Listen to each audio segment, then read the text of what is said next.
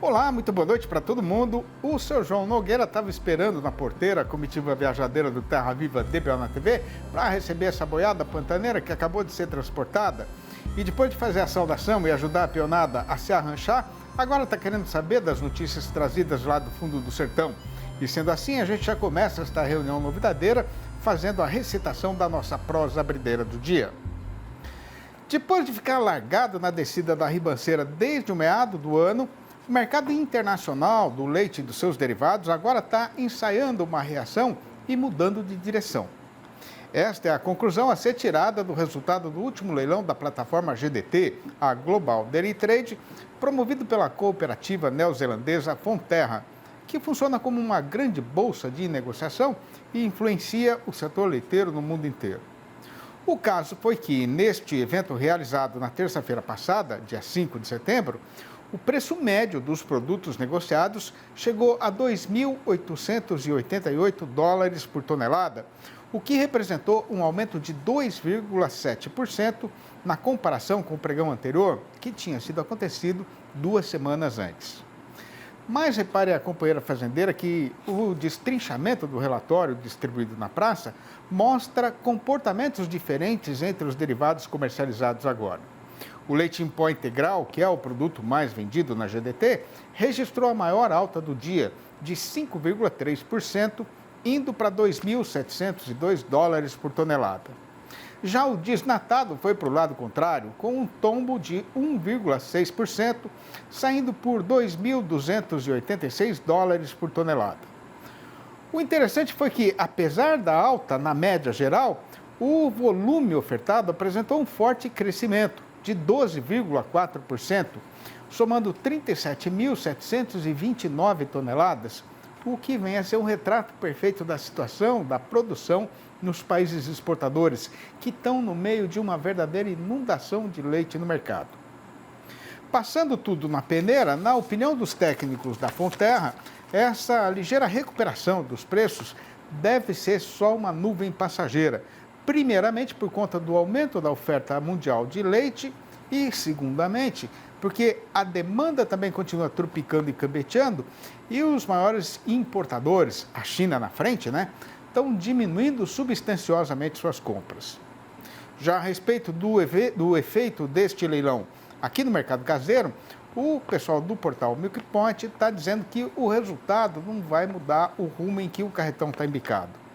Fazendo a recordação de que os nossos fornecedores são os países aqui do Mercosul, o que deve acontecer é que os preços vão continuar sendo empurrados ladeira abaixo.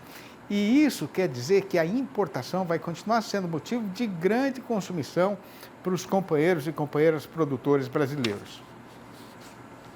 Quando o entendimento do mercado começa a ficar complicado, o conselho para o amigo pecuarista é para que não insista em algum procedimento duvidoso que possa levar para um caminho enganoso. O mais proveitoso é ligar para cá e consultar um especialista, participando da nossa conversa com o analista. Olá, aqui é Nicole Santos, analista de mercado da Scott Consultoria, e hoje eu estou aqui para falar um pouquinho do mercado de reposição.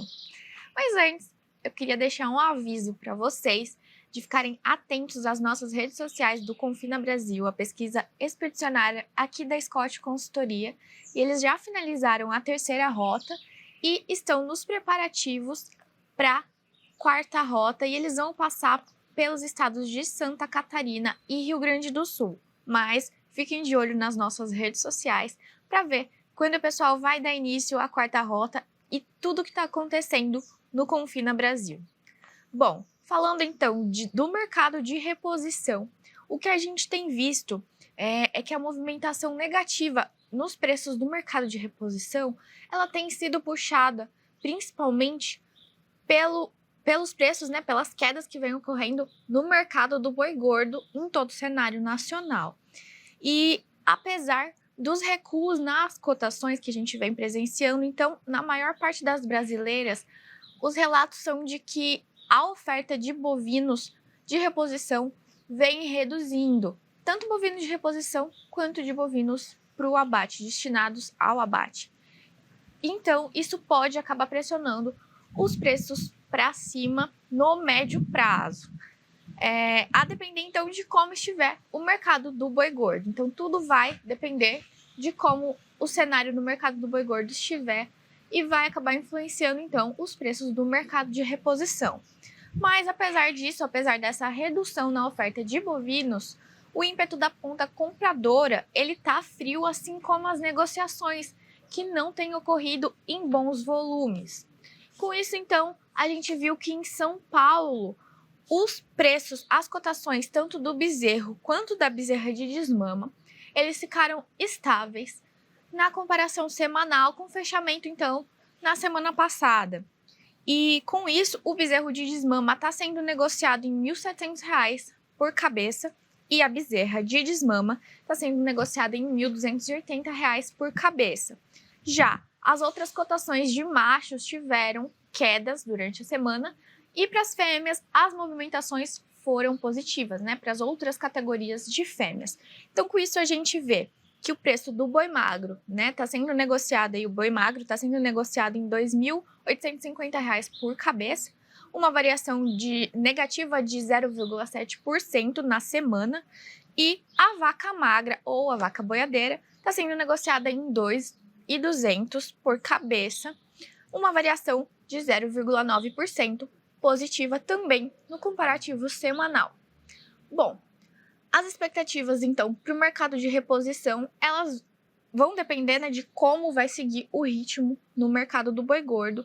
Pode ser que, por conta da redução na oferta de bovinos, os preços possam vir a ter um incremento aí no médio prazo, mas tudo vai depender de como o mercado do boi gordo vai funcionar.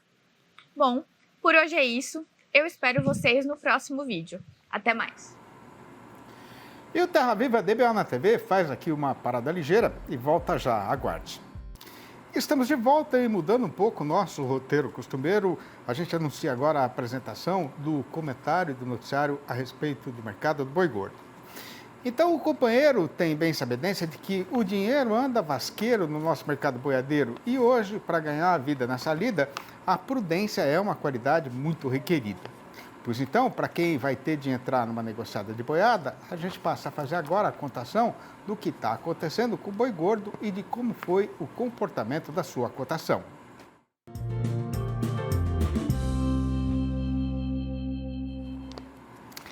Aleluia, aleluia, aleluia. E conforme é o nosso costume, que por todos é bem conhecido, para a louvação ser falada e repetida assim 3 vezes é porque o caso acontecido já é de importância extraordinária para a pecuária em geral e para todo mundo que ganha vida na lida de gado.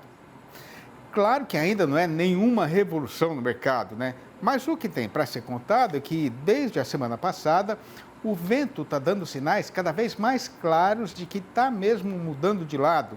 E o resultado é que a nossa praça boiadeira já não está mais largada na descida da ribanceira.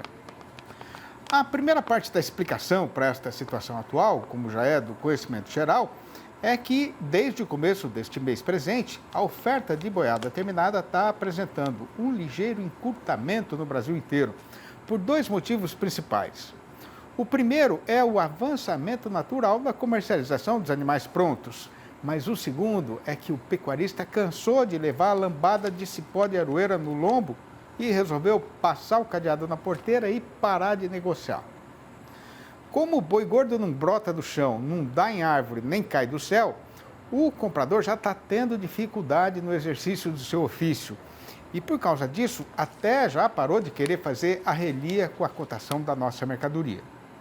Ao mesmo tempo, o trabalhador brasileiro já estava recebendo o pagamento do salário mensal, e isso na mesma hora em que o calendário estava chegado no feriado emendado do Dia da Independência. Aí, tendo motivo e dinheiro na algibeira, o povo sarou da inapetência e se reuniu de novo na roda da churrasqueira para festejar. Já a respeito do rumo tomado no eito pelo setor exportador, de acordo com a SECEX, que é a Secretaria de Comércio Exterior do Ministério da Economia, nas 2 primeiras semanas de setembro, o volume médio diário despachado para o estrangeiro foi de 14.970 toneladas, com um fortíssimo aumento de 54,9% em relação ao período correspondente do ano passado.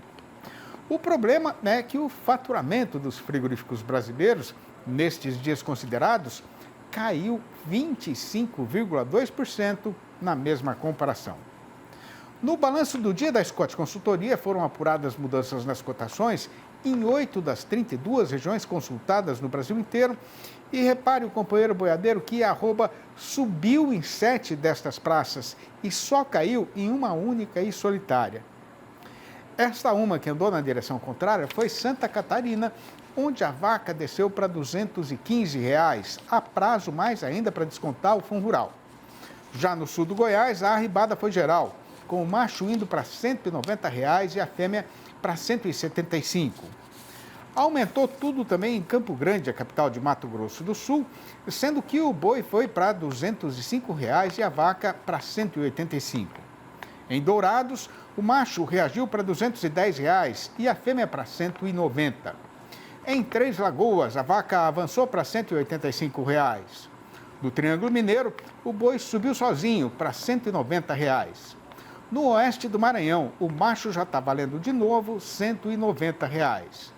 E no Acre, a fêmea foi promovida para R$ 160, o que, aliás, ainda é pouco e precisa melhorar mais, né? E a gente faz agora mais um intervalo ligeiro e volta em seguida. Aguarde. Num ano como este presente, que a gente está agora, em que o inverno registrou as temperaturas mais altas da história para a estação, a próxima chegada da primavera e do verão, um pouco mais lá na frente, né, deve ser, desde já, motivo de preocupação para os companheiros e companheiras produtores de leite brasileiros. A questão aqui, conforme está mais do que comprovado pela ciência e já é da sabedência geral, as altas temperaturas podem provocar um despencamento na produtividade e até prejudicar a saúde dos animais, com grave prejuízo na lucratividade da atividade. Pois então, para não ter de enfrentar esse tanto de consumição, o caso é de campear um jeito de fazer a prevenção e o enfrentamento dos efeitos do calorão que se anuncia. E para esticar uma prosa a respeito de como isso pode ser feito, a gente está tendo a satisfação de receber a visita virtual do médico veterinário Thales Leles, diretor regional de negócios e soluções para ruminantes da Evonik, que vai participar da nossa entrevista do dia, falando ao vivo pelo computador, diretamente de Pão Despacho, nas Minas Gerais. Boa noite, Thales. Obrigado por você ter aceitado o nosso convite. Seja muito bem-vindo aqui no nosso arranjamento eletrônico e internetico. Eu que agradeço o convite. Muito bom estar com vocês hoje. Muito obrigado. Ô, Thales, a partir de que temperatura a vaca leiteira começa a sofrer por causa do calor, hein? Na verdade, não é somente a temperatura que vai impactar, mas também a umidade do ambiente. Então, dentro disso, a gente cria um índice que chama Índice de Temperatura e Umidade, ou do inglês, como a gente conhece, o THI. A partir de 78, 72 desse índice, a gente fala que essa vaca já está em estresse térmico, né? Ou seja, uma combinação entre calor e umidade. Agora, Thales, por que a vaca zebu ou a zebuada, né, resiste mais ao calor do que as taurinas, hein? Isso aí é uma ambientação do animal, né? O animal zebuíno, ele é originário da Índia, onde ele já acostumou, ele se desenvolveu como espécie enfrentando altas temperaturas e também altas umidades. Então, além disso, ele tem dentro do seu organismo alguns sistemas que ajudam que ele dissipe mais esse calor, né? Então, a gente vê o animal zebuíno, ele tem uma barbela maior, a orelha mais pendular. Tudo isso auxilia com que ele tenha uma superfície de contato maior, ou seja, tem mais corpo e com isso ele consegue perder calor mais rápido, né? Já o europeu, o gado holandês ou o gado Angus, ele é lá da Europa, né? Como o próprio nome diz. Então ele precisa, ao contrário, não quer perder calor, ele quer que o calor fique dentro dele para poder balancear aí o frio, né? Que seria o oposto. Então, essa aí que é a principal vantagem do zebuíno em região tropical. Como é que o fazendeiro faz para saber se a vacada dele está padecendo por conta aí da alta temperatura? A primeira coisa que a gente tem que fornecer para os animais é sombra. Sombra e água fresca, já dizia o ditado. Então, o animal que está padecendo, que está sofrendo aí de alta temperatura, ele tem que ter condição de se abrigar ou se esconder desse calor. E logo, lógico, né, assim como a gente, o consumo de água vai aumentar demais. Então, fornecer água de qualidade é das principais maneiras de ajudar o animal a se controlar e se defender. Você falou água de qualidade, né? O que é isso, hein, Thales? A gente tem uma brincadeira que fala que no campo você tem que beber a água que você está ofertando para a vaca, né? Então, se você chegou no coxo e tem coragem de beber aquela água ali, ela é uma água de boa qualidade. Muito bom o exemplo, gostei. Agora, o que é que pode acontecer com a produção da vacada, né, nos períodos de muito calor? O que a gente observa comumente primeiramente, a produção vai para baixo. A vaca que está em estresse térmico, a gente observa que ela começa a sofrer, ela vai diminuir o consumo de alimento e, como ela diminui o consumo, a produção de leite vai lá embaixo. Então, sempre que a gente tem estresse calórico muito intenso, a gente vai observar queda na produção de leite. Isso aí é, infelizmente, um dos primeiros sintomas nossos. Agora, Otávio, de que maneiras, né, o calor pode prejudicar a saúde da vaca leiteira? A gente vê o pessoal falar aí, por exemplo, de aborto. Isso é comum no calor? É, o calor intenso, ele vai trazer diversas alterações, né? E aí, falando bem cientificamente, né? Alterações metabólicas. Quando a gente está quente, a gente está sentindo aquele calor, até trazendo para nós, pessoas mesmo, você fica desconfortável, você não tem um lugar. Isso aí é um sinal de inflamação. Então, a vaca que tem um calor intenso, ela tem um processo inflamatório muito grave no organismo dela. E aí ela começa a ter circulação ali de algumas citocinas, alguns sinalizadores que vão prejudicar ela, principalmente em consumo, né? Então, quando o animal está sofrendo, essas alterações vão impactar em tudo. O consumo é a primeira coisa, a produção de leite cai, e logo ali, mais para frente, a vaca ela pode vir a abortar ou perder a gestação, né? Às vezes a gente fala assim, não é um aborto. A vaca ela foi inseminada, está ali logo 60 dias depois da inseminação, ela já concebeu, mas o embrião ainda não está forte o suficiente, então essa vaca pode reabsorver. É muito comum. A gente tem dados aí de perdas embrionárias acima de 25% facilmente em um ambiente de estresse térmico. Então, se você tiver um calor extremo, a gente pode chegar isso aí a uns 35%, 40% de perdas embrionárias, sabe? Que é um prejuízo muito grande para a pecuária, não só leiteira, como de corte. Agora, por que na época do calor mais forte, né, a vaca come menos, né? Cientificamente, essas citocinas circulantes, que são causadas aí pelo processo inflamatório, ela vai lá no cérebro da vaca e dá um sinalzinho que a gente fala de feedback negativo, que é falar assim, não, você não precisa comer mais. E aí, por isso, ela diminui o consumo. Fazendo um paralelo com a gente, é como se você estivesse doente. E aí você tem a febre, e aí essa febre diminui o consumo. Quando a gente está febril, a gente não tem vontade de comer. Então, essa vaca que está num processo de estresse térmico, ela está como se estivesse febril, porque é um processo inflamatório. E aí, por isso que ela diminui o consumo. E um ponto muito importante da gente lembrar é que a vaca, por ser ruminante, quanto mais ela come, mais ela produz calor. Entendi. Então, ela é uma estratégia também. Muito bom. Ô, Thales, eu queria agradecer demais a sua participação aqui no programa. A gente está sempre com a porteira aberta, viu? Quando tiver mais novidades, liga para a gente aí para a gente prosear um pouquinho mais. Obrigado, viu, Thales? Abração para você e para toda a turma boa aí das Minas Gerais. Obrigado, boa noite. Até Passando a próxima. por aqui, só chegar. Obrigado. É. Fazia poucos dias que eu tinha sido ajustado na comitiva e o que eu queria e achava que merecia era ser o ponteiro, para ir na frente e ser o guia de gado e de gente. Pois o nosso patrão, seu Antônio Amado, que dos boiadeiros da região era o mais afamado, me mandou para culatra manca, para pajear animal dificultoso, e eu fiquei revoltoso por me sentir diminuído. Mas logo vi que isso faz muito sentido, porque tão importante quanto abrir o caminho é seguir adiante sem deixar ninguém para trás. Esta prosinha rimada que acaba de ser recitada foi tirada do meu livro mais recente, o Versinhos de Caipira, Inteirou os Quatro. que está correndo o mundo daqui até lá no Sertão Mais Fundo, levado pela mão dos companheiros e companheiras, boiadeiros ou não, do Brasil inteiro e até lá do estrangeiro. Se o amigo e a amiga que estão aí na frente da televisão quiserem também comprar um exemplar ou completar a coleção junto com os outros 3 que já estão em circulação há mais tempo, é só ligar para mim no meu telefone particular, que é o 11 98224 1807, ou mandar um e-mail para o endereço eletrônico sidneymasco@uol.com.br, ou ainda me procurar lá no tal do Facebook.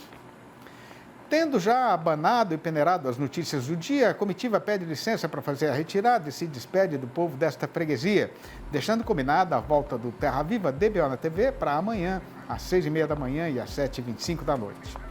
Um abraço para todo mundo e até mais ver então.